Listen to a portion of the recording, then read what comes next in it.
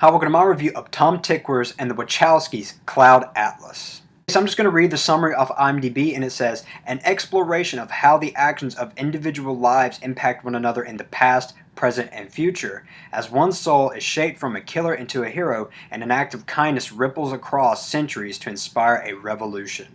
Okay, so the Wachowski brothers, now brother and sister, are famous for, of course, bringing us The Matrix, or the Matrix trilogy. The first one being, absolutely great. Second one being kind of okay at best. The third one just being downright horrible, just, great special effects, and that's it. And they also brought us Speed Racer, which I did not see. But, and now we have Cloud Atlas. Originally, I wasn't really planning on seeing this because, I don't know, I just didn't really like the kind of film that I would be interested in.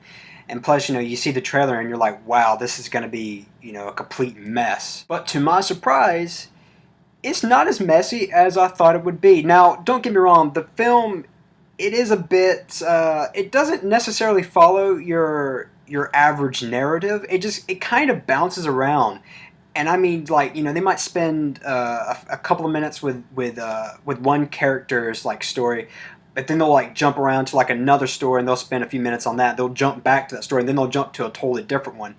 And so the film is literally all over the place, and I'm not saying that as a negative, because the film is obviously meant to be that way. Now, I don't know how the book is, but I'm guessing it must be similar. I had to be honest, though, I had a very difficult time within the first 40 minutes actually trying to sort of keep up with what was going on because of the layout.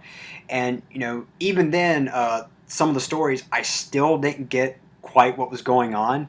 Obviously, some are a lot easier to understand than others, but some of them are not as much. There are some stories I didn't really particularly care for. There's one that's like a post-apocalyptic futuristic setting. I didn't really care for that one at all. I got bored with that one. But there's one with Jim Broadbent's character where he's trying to basically escape like this nursing home, and that one was the funniest, and that was kind of more, comical and sort of cartoony. But I really, really enjoyed that one. That was probably my second favorite. My favorite, however, is the one with Ben Whishaw and Jim Broadbent. To me, that was the most emotionally engaging. It was the best written, and in my opinion, it probably and should have been its own movie, because, considering how, great it was. Cloud Atlas has a very huge cast. I'm just going to read a list off right here. Tom Hanks, Halle Berry, Jim Broadbent, Hugo Weaving, Jim Sturgis, Duna Bay, Ben Whishaw, Keith David, and there's also Hugh Grant as well. I didn't have that written down, but he's in the film as well. All the performances are really, really good considering how, many characters they're playing, although they're kind of playing the same character, although they're kind of not. Anyway, they range from really good to really great. Overall, I think Cloud Atlas is a film that you should see if you want to see it, although if you don't want to see it, don't see it, because if you like the trailer, you're probably gonna like the film. If you don't like the trailer, you don't find it interesting at all, you're probably not gonna like it that much. One thing I want to mention before I go is the makeup. Now, I've heard a lot of people complain about how the makeup looks unrealistic, it doesn't look good, it looks, bad or whatever. I agree.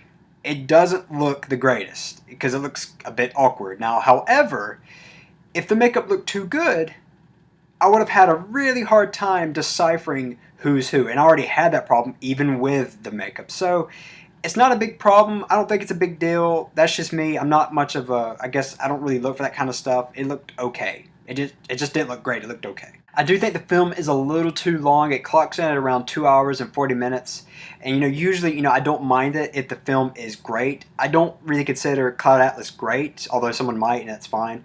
I just don't, I see Cloud Atlas as a good film, and that's kind of it.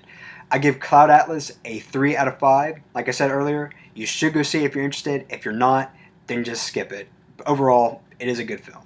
Thanks for watching.